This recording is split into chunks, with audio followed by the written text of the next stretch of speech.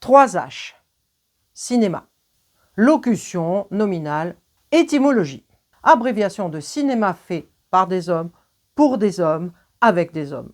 Abréviation féministe et critique de cinéma pour dénoncer la surreprésentation masculine dans la création, les récits et la cible des œuvres cinématographiques.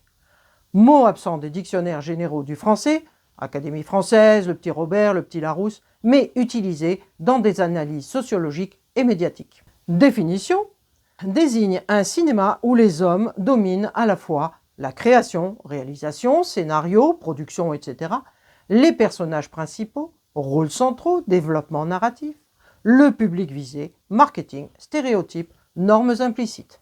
Exemple, un blockbuster hollywoodien typique des années 1980 où les femmes sont reléguées à des rôles secondaires ou stéréotypés. Mais il y en a tellement. Fast and Furious, entre autres, mais vraiment entre autres. Par extension, s'applique à toute œuvre, série, jeux vidéo, littérature, reproduisant cette dynamique d'exclusion ou de marginalisation des perspectives non masculines.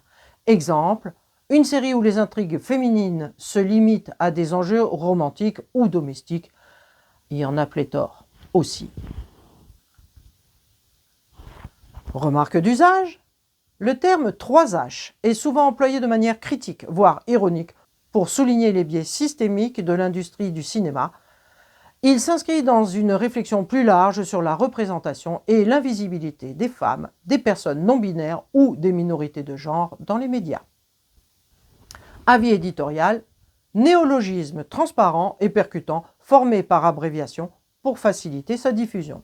Son absence des dictionnaires reflète moins une illégitimité linguistique qu'un décalage entre la langue institutionnelle et les enjeux sociétaux contemporains.